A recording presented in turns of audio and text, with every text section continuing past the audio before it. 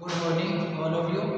मैं Ghanshyam Dhulia, Gurugram degree college चकपालम Shri Vidyanagar के इस यूट्यूब चैनल में आप सबका स्वागत करता हूं। आज हम BA final year history first आधुनिक भारत का इतिहास,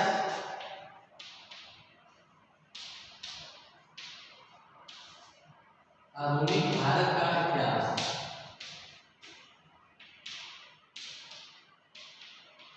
इसके अंतर्गत आज का हमारा टॉपिक रहेगा वह है अंग्रेजों द्वारा स्थापित भू राजस्व व्यवस्थाएं। अंग्रेजों ने भू राजस्व संबंधी 3 व्यवस्थाएं शुरू की थी। इसमें पहला था स्थायी बंदोबस्त,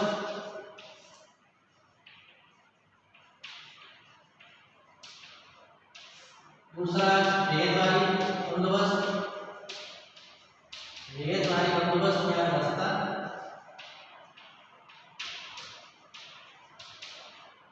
तीसरा था महलवारी बंदोबस्त।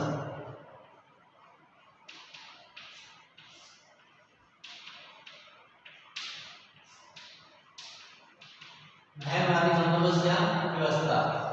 तो अंग्रेजों ने 3 प्रमुख भू राजस्व व्यवस्था संबंधी प्रारंभ की थी। तो अंग्रेजों की भू राजस्व नीति। तो अंग्रेजों ने भू राजस्व की अनेक पद्धतियां लागू की थी। इन सभी पद्धतियों में कृषि सुधार, इन सभी पद्धतियों में कृषकों का शोषण अधिक हुआ, कृषकों की स्थिति दयनीय होती चली गई और भूखमरी गरीबी बढ़ी। इसी क्रम में स्थायी बंदोबस्त ने कृषकों की स्थिति में और अधिक गिरावट कर दी थी। स्थायी बंदोबस्त अंग्रेजों द्वारा स्थापित एक भू राजस्व व्यवस्था थी जो कि लॉर्ड कॉर्नवालिस के द्वारा प्रारंभ की गई थी। लॉर्ड कॉर्नवालिस के स्थायी बंदोबस्त की पृष्ठभूमि इस प्रकार से है। लॉर्ड कॉर्नवालिस से पूर्व लगान व्यवस्था काफी दोषपूर्ण रही थी। वारेन हैस्टिंग्स के समय भूमि जो थी उस समय ठेके पर दी जाती थी। जो व्यक्ति सबसे ऊंची बोली लगाता था उसे ही लगान वसूल करने का ठेका दे दिया जाता था। इस व्यवस्था से किसानों की दशा काफी खराब हो गई थी और उसे लगान चुकाने के लिए मजबूर किया जाता था, क्योंकि ठेकेदार बहुत ऊंची बोली बोलते थे और किसानों से अधिक कर वसूल करते थे। वे कर वसूली करते समय किसानों पर भीषण अत्याचार किया करते थे। अतः कंपनी के संचालकों ने लॉर्ड कॉर्नवालिस को लगान व्यवस्था में सुधार करने के लिए भेजा था। तो लॉर्ड कॉर्नवालिस ने लगान व्यवस्था के संबंध में सर जॉन शोर और जेम्स ग्रांट से विचार विमर्श किया। जेम्स ग्रांट का विचार था स्थायी व्यवस्था के स्थान पर कोई दीर्घ अवधि की व्यवस्था शुरू की जाए। राज्य को भूमि का स्वामी माना जाए। परंतु सर जॉन शोर का विचार था कि जमींदारों को भूमि का वास्तविक स्वामी मान लिया जाए। जमींदारों को ही भूमि का वास्तविक स्वामी मान लिया जाए। कॉर्नवालिस सर जॉन शोर के इस कथन से सहमत हो गए। वह स्वयं इंग्लैंड में भूस्वामी था और भारत में जमींदारों का एक ऐसा वर्ग तैयार करना चाहता था जिससे कि उसके साम्राज्य को सुदृढ़ता प्रदान की जा सके। इसका मूल जो उद्देश्य था वह लगान व्यवस्था को स्थायित्व लाना था। अतः उसने 10 फरवरी 1790 को 10 वर्षों के लिए भूमि की व्यवस्था की घोषणा कर दी और यह स्पष्ट कर दिया कि कंपनी के संचालकों की स्वीकृति प्राप्त होते ही इस व्यवस्था को स्थायी रूप प्रदान कर दिया जाएगा। इसके पश्चात 1793 ईस्वी में कॉर्नवालिस को कंपनी के संचालकों की स्वीकृति मिल जाती है और 22 मार्च 1793 ईस्वी को कॉर्नवालिस ने इस प्रबंध को स्थायी करने की घोषणा कर दी। इस प्रकार स्थायी बंदोबस्त लॉर्ड कॉर्नवालिस के द्वारा 1793 ईस्वी में राजस्व व्यवस्था थी जिसमें भूमि का स्वामी जमींदारों को मान लिया गया था। आइए अब हम देखते हैं स्थायी बंदोबस्त की प्रमुख व्यवस्थाएं।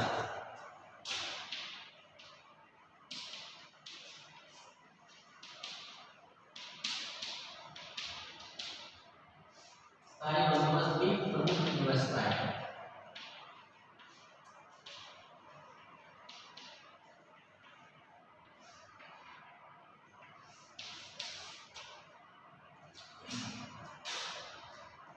सत्रह सौ 93 में स्थायी बंदोबस्त प्रबंध की व्यवस्थाएं कुछ इस प्रकार से रही थी। नंबर 1 है, जमींदारों को भूमि का वास्तविक मालिक मान लिया गया।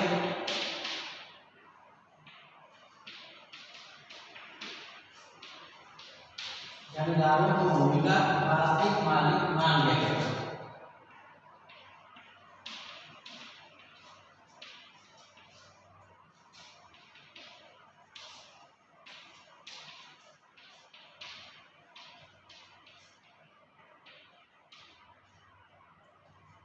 जमींदारों को भूमि का वास्तविक मालिक मान लिया गया था। दूसरी बात, जमींदारों से लिया जाने वाला लगान सदैव के लिए निर्धारित कर दिया गया। जमींदारों से लिया जाने वाला लगान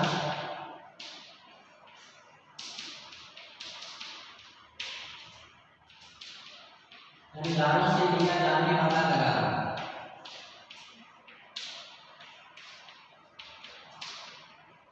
सदैव के लिए निर्धारित कर दिया गया।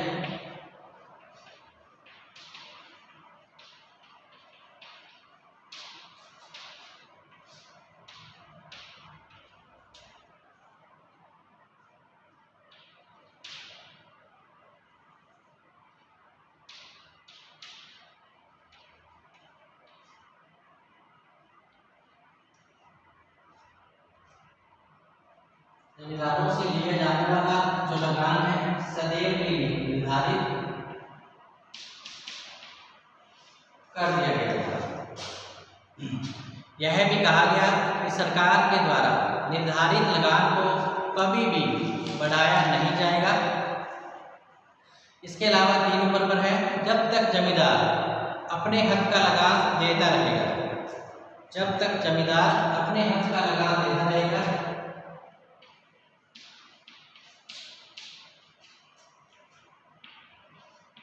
जब तक जमींदार अपने हक का लगान देता रहेगा,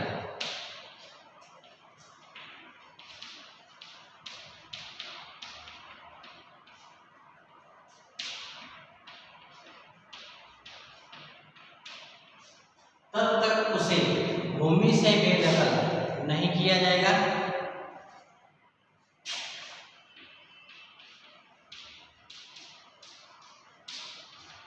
तब तक उसे भूमि से बेदखल नहीं किया जाएगा।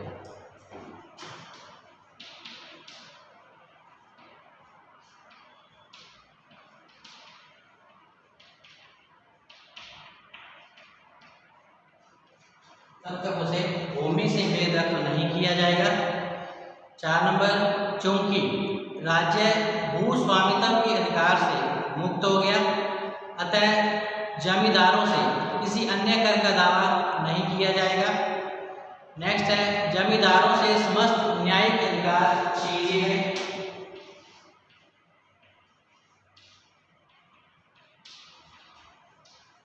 जमींदारों से समस्त न्यायिक अधिकार छीन लिए गए।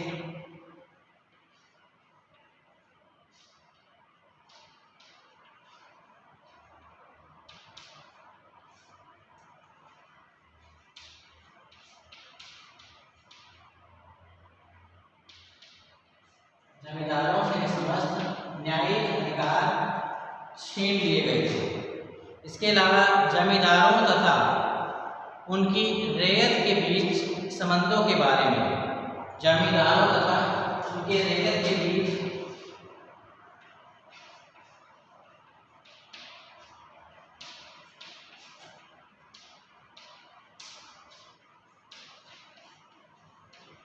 रैयत तथा किसान के बीच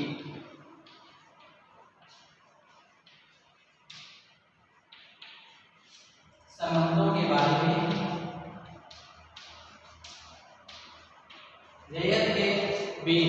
संबंधों के बारे में जमींदारों को स्वतंत्र छोड़ दिया गया।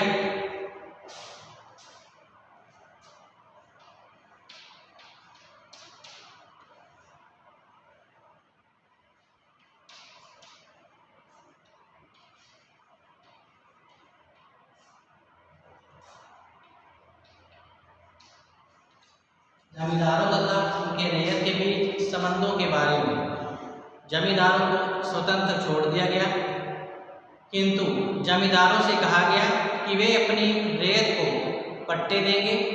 इन पट्टों में जमींदारों और किसानों के संबंध में उल्लेख होता था। यदि कोई जमींदार अपने किसानों को दिए गए पट्टों का उल्लंघन करेगा तो किसानों को उसके विरुद्ध न्यायालय में जाने का पूर्ण अधिकार प्राप्त होगा। फिर 7 नंबर, जमींदार भूमि का मालिक होने के कारण भूमि को बेच या खरीद सकते थे।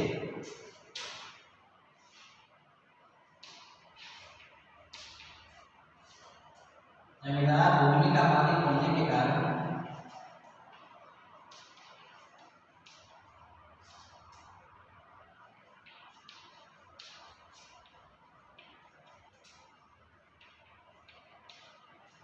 जमीन को बेच या खरीद सकते थे।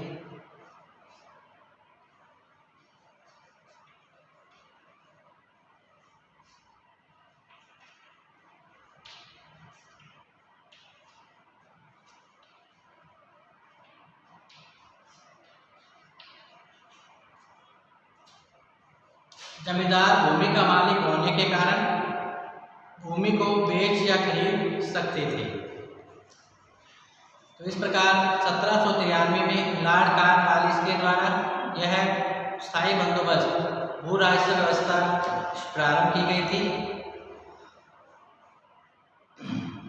तो 10 फरवरी 1790 को 10 वर्षों के लिए पहले भू राजस्व व्यवस्था की घोषणा की गई थी, परंतु बाद में 1793 ईस्वी में कंपनी के संचालकों ने इसे सहमति प्रदान कर दी थी और फिर 22 मार्च 1793 को कॉर्नवालिस ने इस प्रबंध को स्थायी कर दिया था। तो इस प्रकार 1793 में लॉर्ड कॉर्नवालिस के द्वारा स्थायी बंदोबस्त प्रारंभ किया। इस व्यवस्था के अंतर्गत जमींदारों को भूमि का वास्तविक मालिक मान लिया गया तथा उनसे एक निश्चित लगान वसूल करने की शर्त रखी गई। जब तक जमींदार भू कर चुकाता रहेगा तब तक उसे भूमि से बेदखल नहीं किया जाएगा। इस व्यवस्था के द्वारा जमींदारों ने किसानों का जमकर शोषण भी किया। नेक्स्ट है स्थायी बंदोबस्त की प्रमुख विशेषताएं क्या है। स्थायी बंदोबस्त की प्रमुख विशेषताएं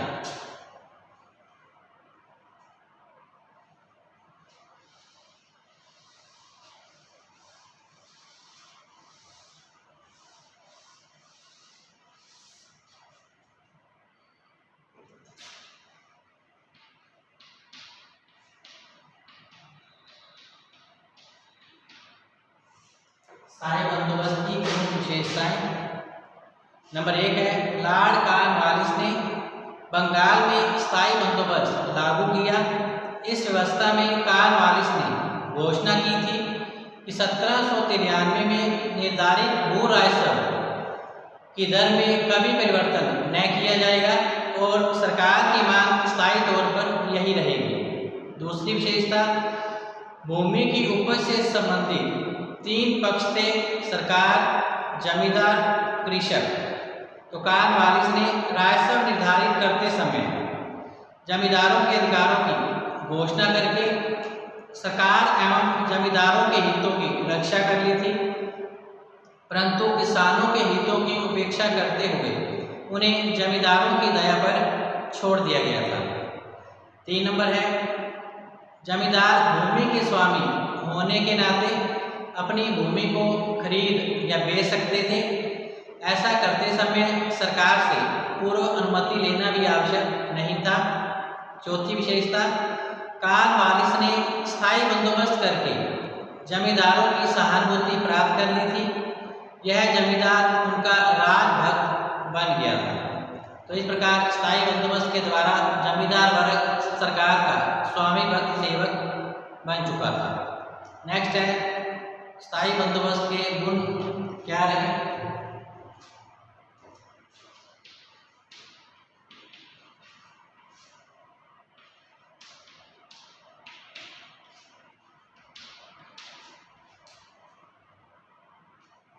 स्थायी बंदोबस्त के गुण और दोष।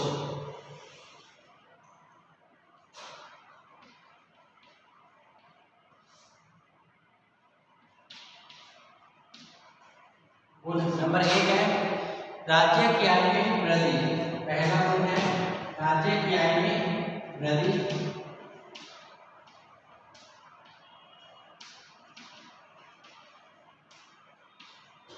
राज्य की आय में वृद्धि। तो स्थायी बंदोबस्त में जो भू राजस्व की दर निश्चित की गई थी वह 1765 में प्रचलित दर से दोगुनी थी। इससे राज्य की आय में काफी वृद्धि हुई, राज्य को अत्यधिक लाभ प्राप्त हुआ। फिर है बार बार लगान निर्धारित करने के उत्तरदायित्वों से मुक्ति।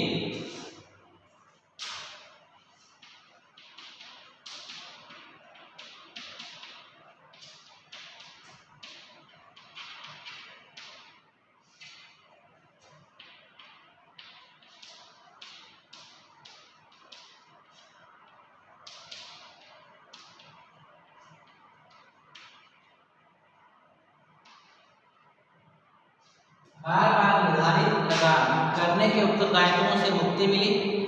इस व्यवस्था से पूर्व जो प्रणाली प्रचलित थी उसमें बार बार लगान निर्धारित करना पड़ता था। इससे अत्यधिक समय व धन खर्च होता था, परंतु अब स्थायी रूप से लगान निश्चित हो जाने से समय और धन की काफी बचत हुई, क्योंकि यह एक 10 वर्षीय योजना रही थी। नंबर 3 है कंपनी की वार्षिक आय निश्चित होना।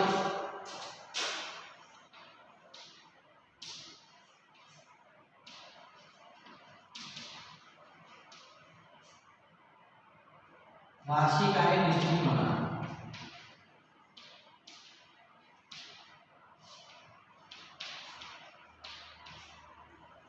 स्थायी बंदोबस्त के परिणाम स्वरूप ही कंपनी की वार्षिक आय अब निश्चित हो गई थी।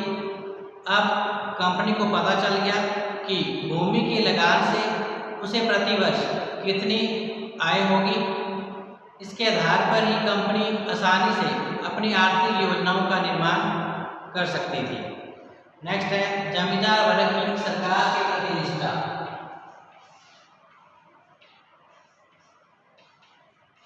जमींदार वर्ग की सरकार के प्रति निष्ठा।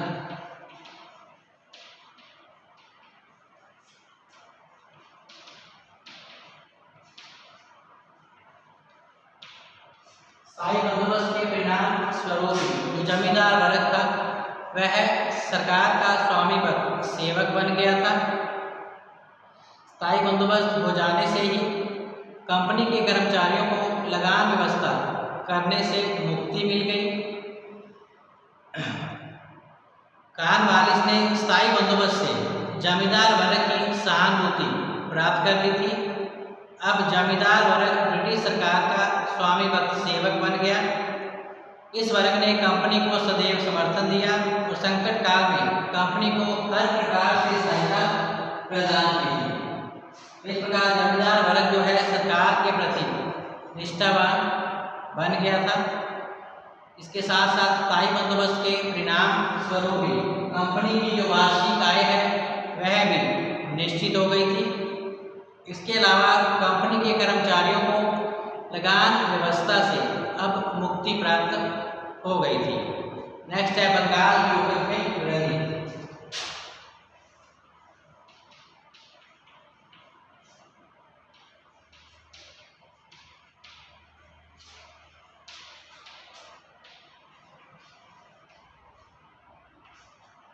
बंगाल की उपज में वृद्धि। तो स्थायी प्रबंध के कारण ही बंगाल की उपज में काफी वृद्धि हुई। स्थायी बंदोबस्त के बाद ही बंजर और बिना जोती हुई भूमि भी कृषि योग्य बनाई जाने लगी, जिससे उत्पादन में काफी वृद्धि हुई। इसके परिणाम स्वरूप ही बंगाल की संपन्नता में वृद्धि हुई। नेक्स्ट है व्यापार विजय का।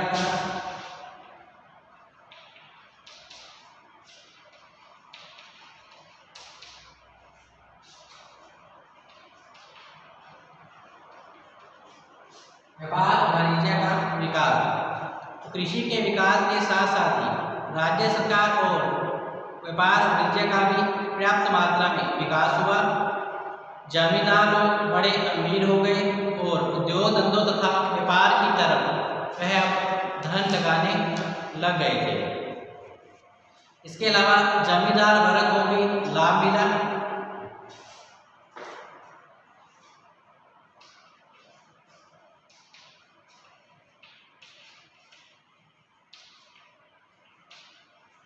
जमींदार वर्ग को लाभ। तो स्थायी प्रबंध से जमींदारों को काफ़ी लाभ पहुंचा।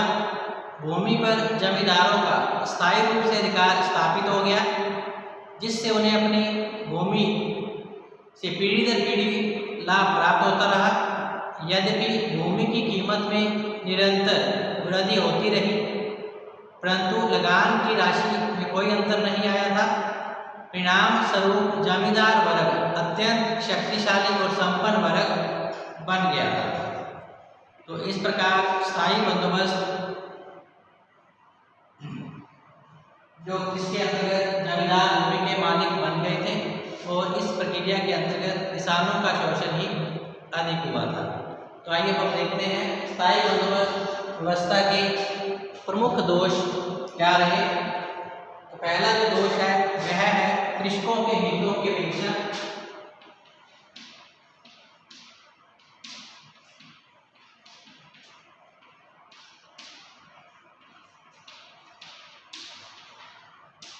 लॉर्ड कॉर्नवालिस द्वारा स्थापित भू राजस्व व्यवस्था 1793 में स्थायी बंदोबस्त लागू किया गया था।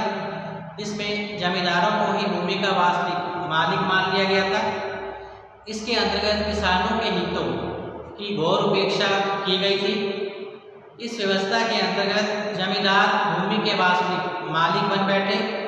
किसानों से भूमि का स्वामित्व छीन लिया गया और इन किसानों को जमींदारों की दया पर छोड़ दिया गया था। नेक्स्ट है किसानों की दुर्दशा।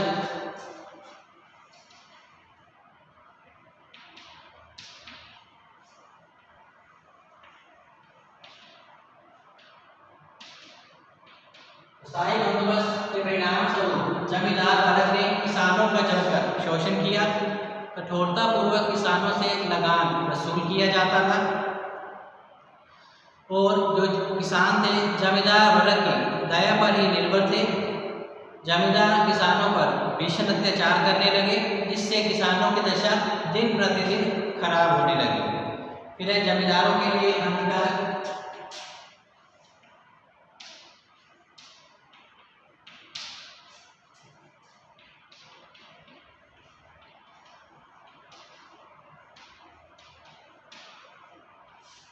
जमींदारों के लिए हानिकारक। यह व्यवस्था जमींदारों के लिए भी हानिकारक सिद्ध हुई। जो जमींदार निश्चित समय पर लगान की राशि नहीं चुका पाते थे, बिक्री कानून के अनुसार उनकी भूमि राज्य के द्वारा बेच दी जाती थी। अनेक जमींदारों को उनके वंशानुगत व्यवसाय से बेदखल किया गया था। नेक्स्ट है जमींदार वर्ग का विलासी होना।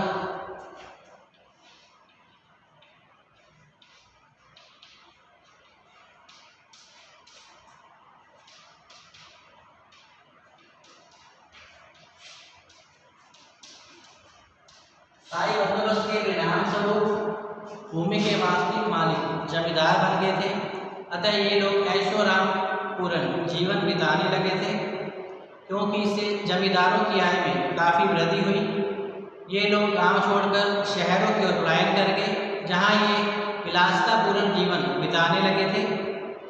ऐसे जमींदारों ने गांव के किसानों से लगान वसूल करने के लिए अपने एजेंटों की नियुक्ति की।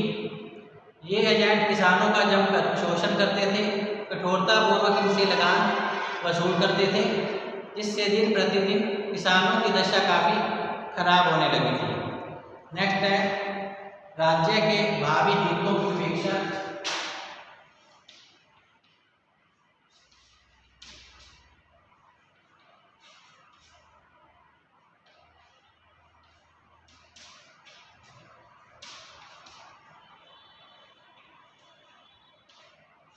राज्य के भावी हितों की उपेक्षा की गई।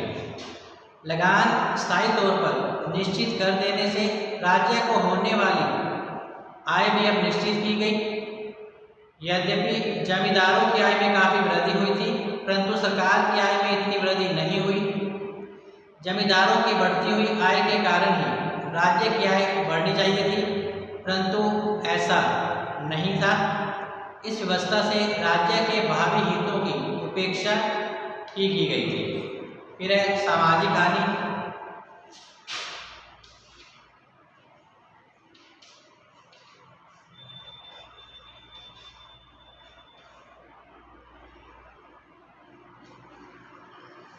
सामाजिक हानि तो इस प्रकार इस व्यवस्था का एक प्रमुख दोष कमी यह थी कि रैयत अर्थात किसान जो भूमि के वास्तविक स्वामी थे, अब वे जमींदारों के कृपा पात्र बन के रह गए थे और उन्हें अपने घर में ही एक किराएदार की तरह रहना पड़ता था। नेक्स्ट है राष्ट्रीयता के लिए घातक सिद्ध हुई।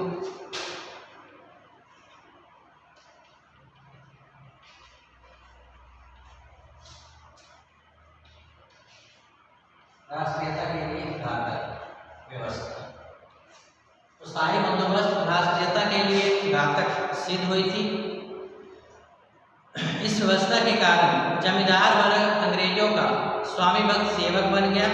अतः जब भारत में राष्ट्रीय आंदोलन प्रारंभ हुआ तो जमींदार वर्ग अंग्रेजों का समर्थक बना रहा था। तो इसलिए स्थायी बंदोबस्त व्यवस्था जो है राष्ट्रीयता के लिए घातक सिद्ध हुई थी।